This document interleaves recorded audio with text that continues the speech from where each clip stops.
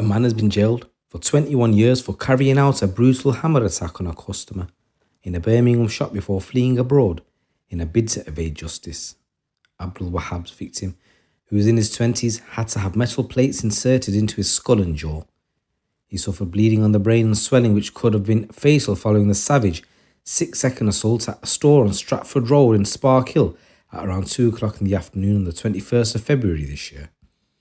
Wahab, who's 29 from Birmingham, appeared for sentencing at Birmingham Crown Court, where he was jailed for 21 years. He had previously pleaded guilty to inflicting GBH with intent and possession of an offensive weapon, but was found guilty of attempted murder by a jury. Westminster Police compiled CCTV evidence which proved to be vital in the case. CCTV captured the moment Wahab ran into the store and launched a savage attack on the man, armed with a hammer. Police also retrieved CCTV footage which showed Wahab walking through a park where he disposed of the hammer in a lake. Wahab was also captured on CCTV at Heathrow Airport. He booked a flight shortly after the attack and was at the airport within hours, taking a flight to Abu Dhabi. He was arrested at the airport after he returned back to the UK on March the 26th. Wahab didn't give any evidence in court, but comments he made to officers on probation suggested the attack was committed out of some sort of revenge. DC Sam Higginson from the Complex Investigation Team at the Forces CID said this was a brutal attack on a man in a shop in the middle of the day. The man suffered serious head injuries, including a bleed to the brain, and had metal plates fitted in his skull. He was in hospital for more than a month. Wahab then fled the country in a desperate bid to escape justice. Unfortunately, they arrested him on his return to the UK. He said this sentence sends out a clear message to perpetrators who act in this way: we will find you, you will be convicted, and you will spend many years behind bars. A public schoolboy who tried to murder 2 fellow students as they slept before turning on a teacher has been named. Thomas Wei Huang armed himself with 3 claw hammers and ambushed the boys in their boarding house at Blundell School in Tiverton in Devon in June last year. Wearing just his boxers, Huang waited for the boys to fall asleep in their cabin-style beds before climbing up and attacking them. Henry Roth Sylvester, their housemaster, was sleeping in his nearby quarters and went to investigate after noises from the boarding house woke him up. He later told the jury he entered the bedroom to the sight of a silhouetted figure who turned towards him and repeatedly struck him in the head. Another student who heard the housemaster shouting and swearing as he fled called 999, believing there was an intruder. The boys suffered skull fractures, a punctured lung, internal bleeding and injuries to their ribs and spleen. They had no memory of the incident but are now living with long-term consequences, with one of the boys suffering permanent brain damage.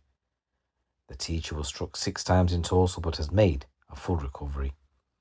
Huang insisted he was sleepwalking the whole time, therefore was not guilty of attempted murder by reason of insanity.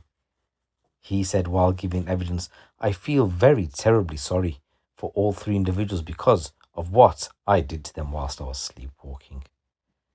He said he insisted he kept the hammers by his bed for protection from a potential zombie apocalypse.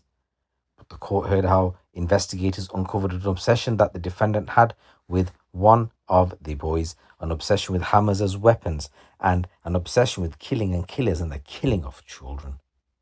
His defense, Kerim Fuad Casey, described the incident as a tragic and extraordinary case and said Huang had since been diagnosed with autism.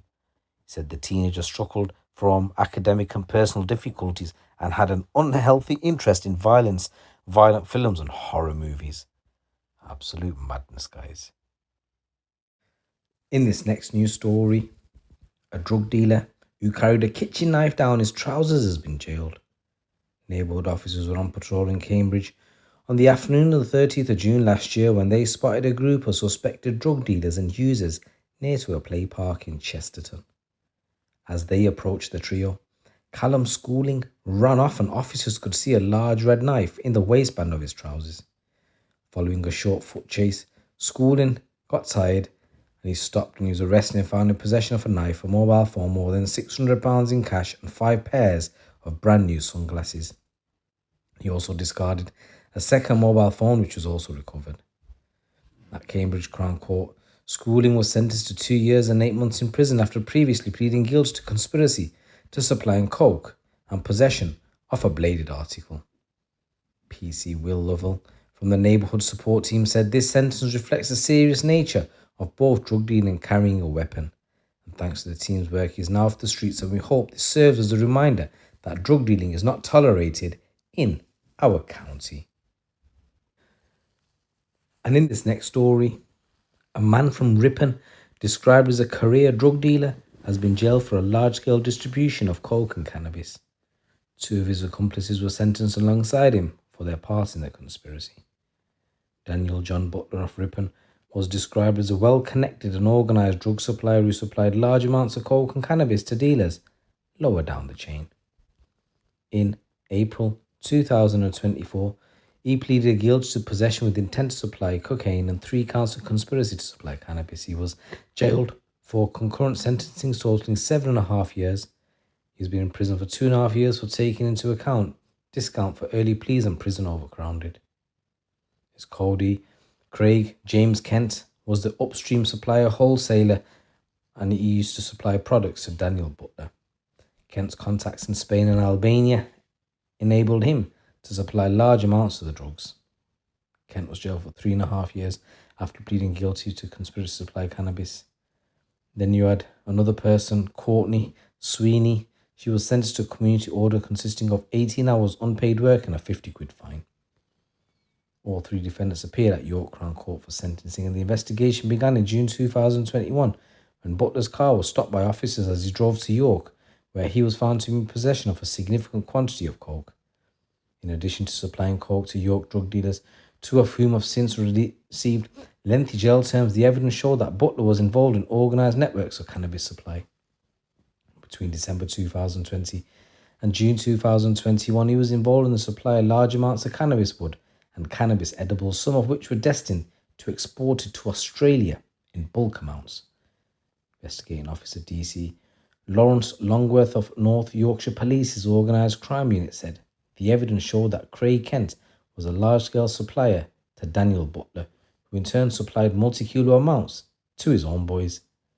Craig Kent sourced his product from Albanian suppliers and persons overseas, and he and Butler were involved in lending tens of thousands of pounds of product to other drug suppliers and made serious threats of violence when those people could not make the payments back to them, and that began their downfall. He said, though they were careful to avoid police detection, the enterprise was dismantled through the effective work of officers when they stopped Butler's vehicle and intel from the local community. So guys, there's a number of stories coming out from the streets of the UK.